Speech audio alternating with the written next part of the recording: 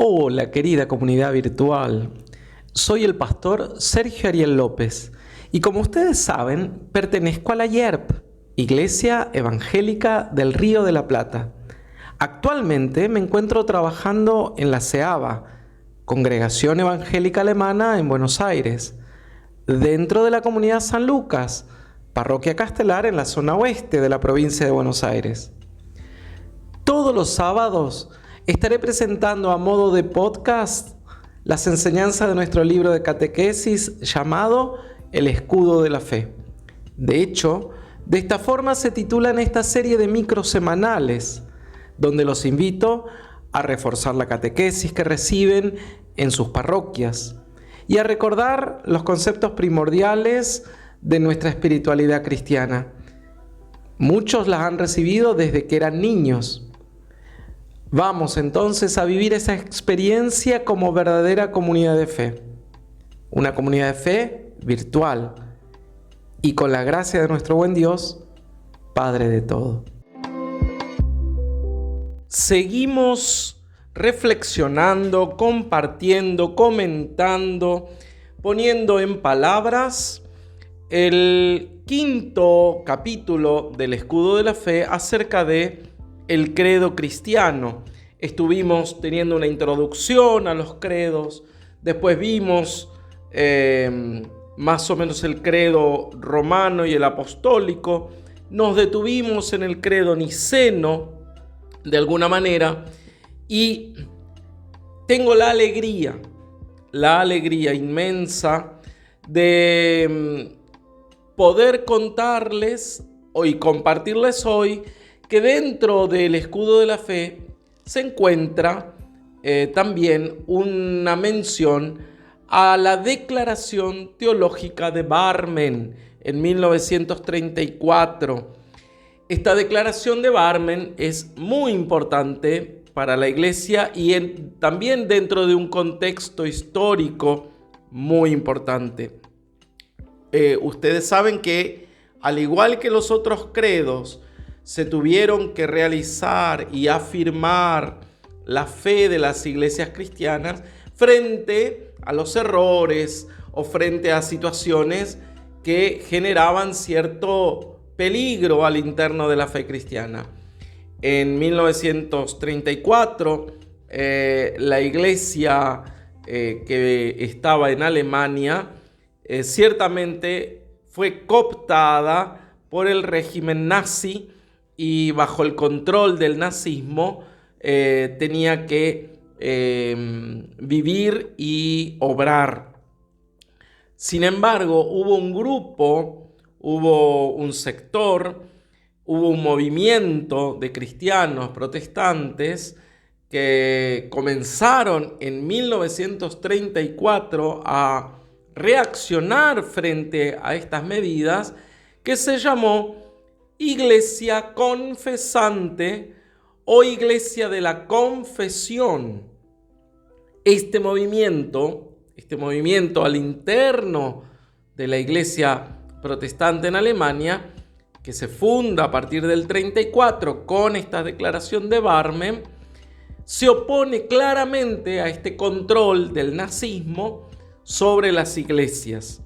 Es que en realidad lo que se pretendía que el nazismo, si bien es cierto de que aparentemente valoraba mucho el cristianismo, lo hacía de alguna manera como un concepto de religión nacional alemana, es como un ethos cristiano, es como si fuera parte de la cultura alemana el ser también protestantes. Así es que, y claramente con todas las medidas y con todas las teorías nazistas, que como ustedes saben perfectamente, está atravesada por el racismo, ¿no? El famoso dicho de la clase superior. Así es que surge en Alemania como una reacción la iglesia confesante frente a este abuso de poder respecto del nacionalsocialismo cuando en el 33 había impuesto una unificación de 28 iglesias regionales en lo que sería la Iglesia Evangélica Alemana, y bajo la dirección de un pastor nazi, el pastor Müller. Así que, fíjense, una de las medidas que tomó en primera instancia esa Iglesia Evangélica Alemana a cargo del pastor Müller fue, por ejemplo, excomulgar a todos los partidos o los que militaban en los partidos opositores al nazismo, o expulsar de la fila de todos los creyentes a quien tuviera algún pasado judío, ¿sí?, dentro de la familia. Fíjense qué grave y qué arrasador que esto fue para la iglesia protestante en Alemania. Así es que algunos se juntaron para reaccionar frente a este atropello y poner ciertas bases doctrinales que tienen que ver con lo que realmente se consideraba la fe evangélica, la fe cristiana. Así es que a obispos, pastores, incluso laicos, se reunieron en Barmen del 29 al 31 de mayo de 1934, en lo que va a ser este sínodo de la confesión, y asistieron 18 iglesias regionales. Fíjense, ya ahí hay una división importante. 28 por un lado eran las que conformaban la Iglesia Evangélica Alemana, 18 iglesias regionales conformaban el sínodo de la confesión o de la iglesia confesante. Así es que claramente, por ejemplo, entre los asistentes, líderes importantes, teólogos importantes, estaba el pastor Dietrich Bonhoeffer, Martin Niemöller, y también estaba Karl Barth, que era un gran teólogo suizo. Así que entre ellos y todos los que participaron de este sínodo hicieron esta declaración, esta confesión, y fíjense, en momentos tan críticos, tan duros, la iglesia, ese pequeño puñado, ese resto fiel, decide decir: no, nosotros nos vamos a mantener fieles, y por eso asumimos el rol de confesantes. Somos la iglesia confesante respecto de los otros que han traicionado de algún modo el espíritu del evangelio. Así es que van a proponer unos puntos que en realidad no son muchos, son solamente 6 puntos en base a la palabra de Dios, y van a recapitular y van a poner los cimientos nuevamente de lo que implica ser iglesia de Jesucristo, y van a poner otra vez a Jesucristo en el centro, y van a profesar juntas y juntos de quienes son seguidores del único Señor y Salvador Jesucristo, y que en la iglesia, una, santa, universal y apostólica, el único al que considera Señor y soberano es al Señor Jesús. Entonces, no hay otro Señor, no hay otra autoridad. Claramente, la confesión de Barmen, la declaración de Barmen, va a ser un poner de vuelta las cosas en su lugar y decir que la iglesia no está subyugada al poder temporal de ningún señor y aún menos del Estado y de ningún tipo de política partidaria. En tiempos como los que estamos viviendo, sobre todo en nuestro país de Argentina, donde nuevamente las iglesias han de tener que volver a presentar quién es el Señor Jesucristo para las iglesias y sobre todo desde las iglesias protestantes, afirmando quién es de verdad el único Señor y a quién seguimos bajo cualquier otra pretensión de mesianismo, de soluciones o de respuestas en las cuales hay que encuadrarse. Creo que son tiempos en los que otra vez vamos a tener que volver a leer la declaración de Barmen para poder saber perfectamente de qué lado estamos y sobre todo poder decir a quién somos fieles. Por eso, si bien es cierto que en el escudo de la fe la declaración de Barmen no se encuentra copiada íntegramente, es una pena porque deberíamos tenerla y todos los protestantes, todos los luteranos deberíamos saberla también junto con el credo, porque marca definitivamente un antes y un después en la historia de la iglesia. Comienza con el primer artículo donde dice claramente que Jesucristo es el testimonio vivo, encarnado de la Sagrada Escritura. Él es la única palabra de Dios y no hay otro Führer, otro Señor por sobre Jesucristo. Y que solo a Él debemos escuchar y que solo a Él obedecer y solo en Él confiar, en vida y en muerte. Y se rechaza cualquier doctrina según la cual, junto o además de la palabra de Dios, la iglesia podría admitir como fuente de proclamación otros acontecimientos, otras personalidades, otra revelación de Dios. Cuando viene alguien y dice ser quien habla o quien está revelado o quien se autopercibe Mesías y que en realidad quiere ostentar un poder. El poder siempre es para servir, no para someter. Por eso la declaración de Barmen comienza diciendo el texto bíblico del Evangelio de Juan 14:6 y Juan 10:1-9. Yo soy el camino, la verdad y la vida. Solamente por mí se puede llegar al Padre.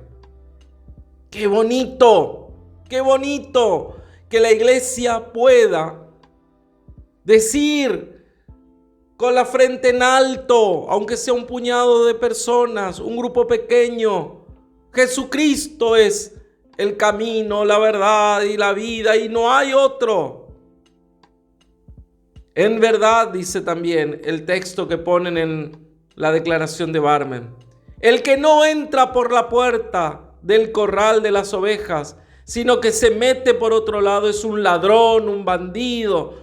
Yo soy la puerta, dice Jesús, y el que entra por mí será salvado. Fíjense, claramente le están diciendo en la cara del Reich de Hitler, usted no es ni Señor, ni Mesías, ni Salvador, ni nada, porque la iglesia de Jesucristo es fiel a su único Señor, el único camino, la verdad y la vida. Todos los demás son ladrones, bandidos, asaltantes. Eso es testimoniar el Evangelio. Eso es lo que necesitamos en esta época. Volver otra vez a levantar la voz y a decir con firmeza a quién pertenecemos. El segundo punto que menciona es que es indiscutible el perdón de los pecados, la gracia de Dios que se derrama a todos y que en realidad es derecho de Dios, sobre la vida de cualquier ser humano, sobre la vida de cualquier ser humano. Así es que se rechaza la falsa doctrina de que de algún modo no pertenecemos a Cristo y de que la justificación no fue realizada.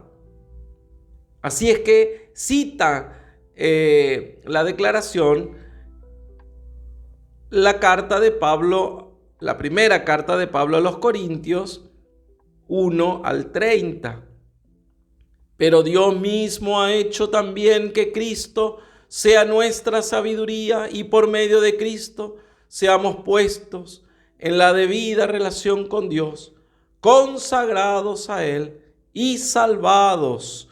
La salvación te viene a través de Cristo. Esto tiene que quedar bien claro y esto no está en discusión. No hay que hacer mérito. Y sobre todo, Dios es el único que tiene derecho sobre cualquier vida humana.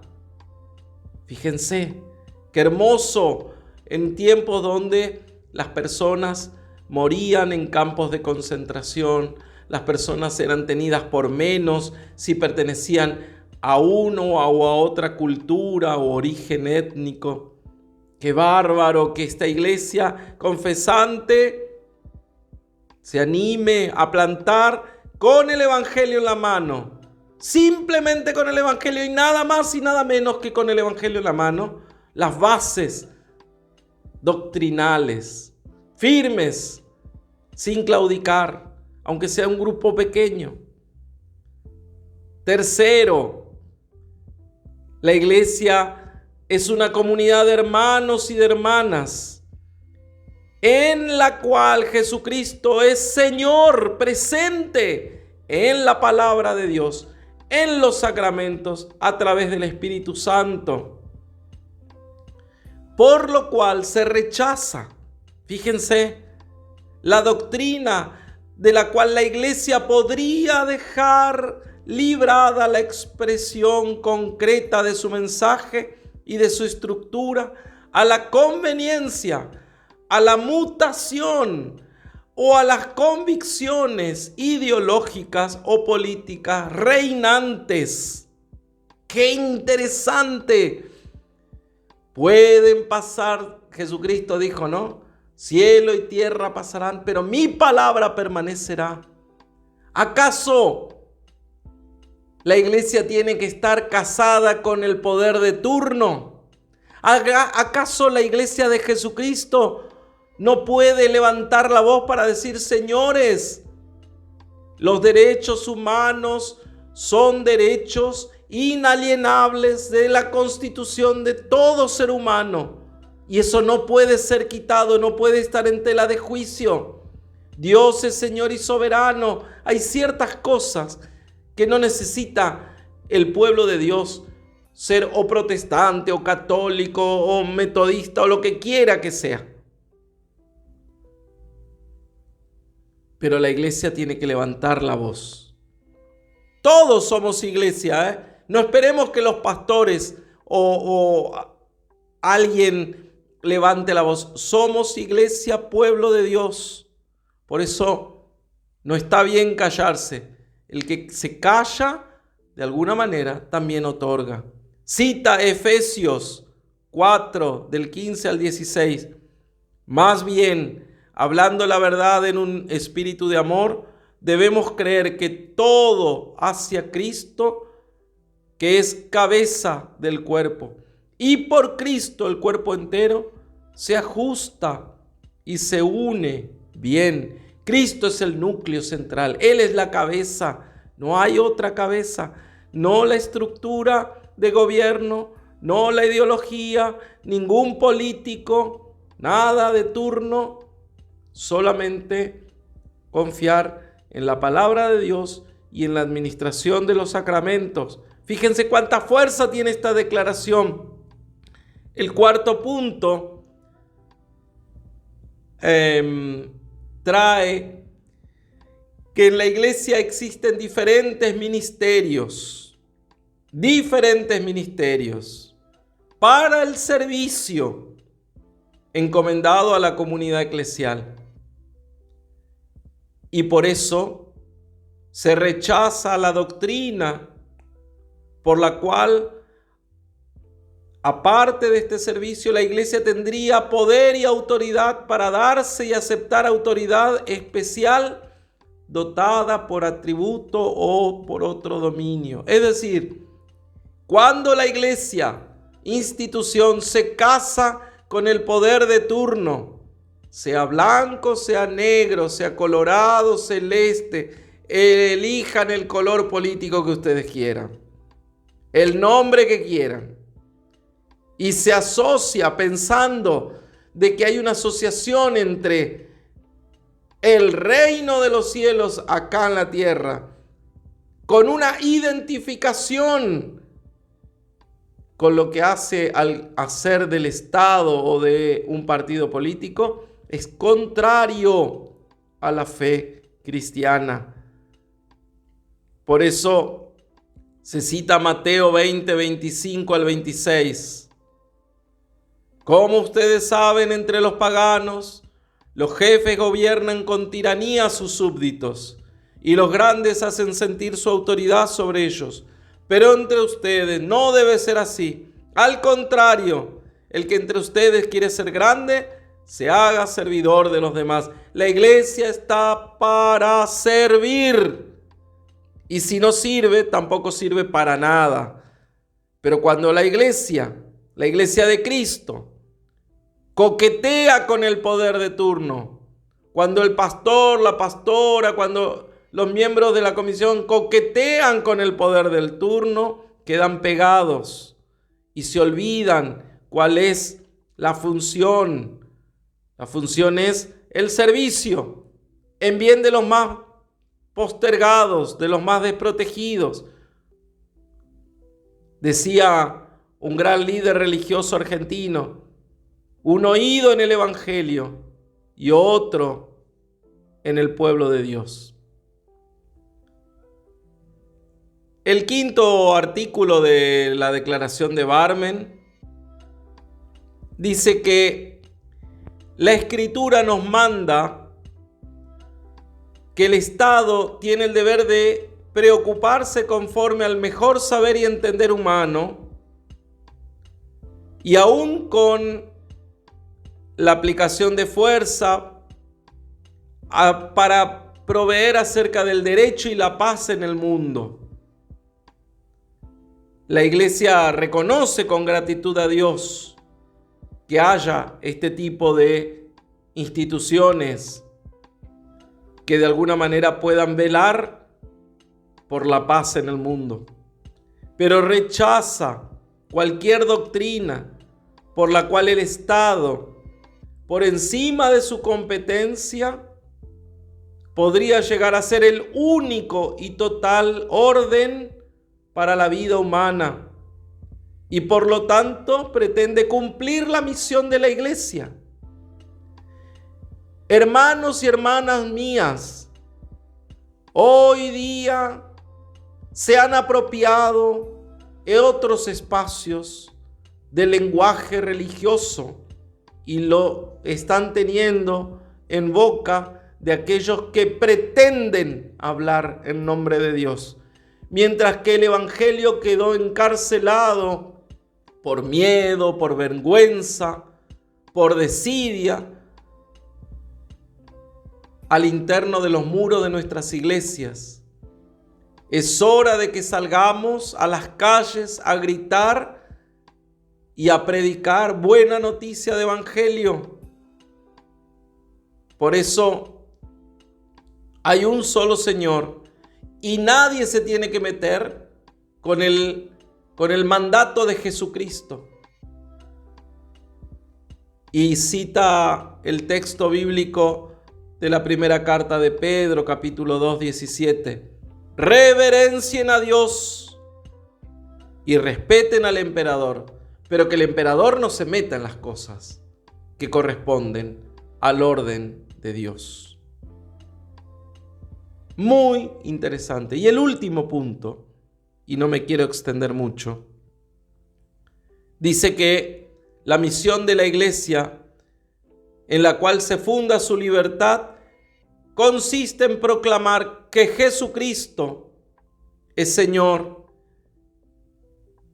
y por lo tanto rechazamos, dice, que cualquier falsa doctrina, la iglesia dejándose llevar por autosuficiencia humana, podría poner la palabra de Dios y la obra de Cristo al servicio, al deseo y a los objetivos de planes arbitrariamente elegidos. Es decir, señor Führer, usted no puede usar la iglesia a su antojo, a su deseo, para sus objetivos y para sus planes.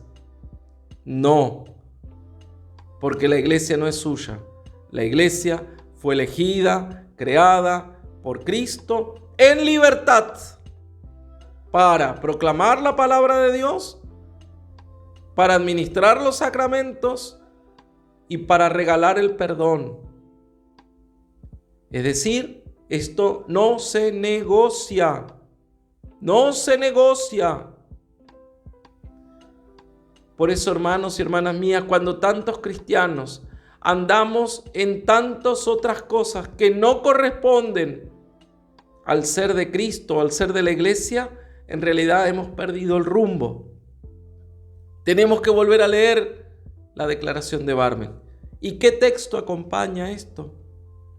La segunda carta a Timoteo, capítulo 2, 9. Yo estaré con ustedes todos los días hasta el fin del mundo.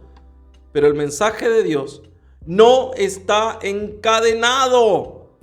El mensaje de Dios no está encadenado.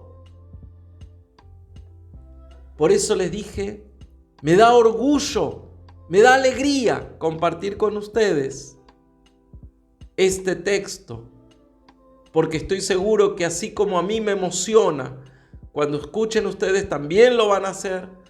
Y no solo eso, tenemos que redoblar nuestra profesión de fe junto con el credo, la declaración de Barmen. Hasta aquí por el día de hoy. Hasta aquí nuestro encuentro de catequesis del día. No se olviden de regalarme un me gusta, compartir. Así me ayudás a llegar a más personas y activás la campanita para recibir la notificación cada vez que subimos un video. Con ustedes nos vemos en la semana con el pastorcito y su mate. Y el sábado que viene volveremos con nuestras clases interactivas de catequesis, llamadas el escudo de la fe. A vos que estás escuchando, que tengas un feliz y bendecido domingo.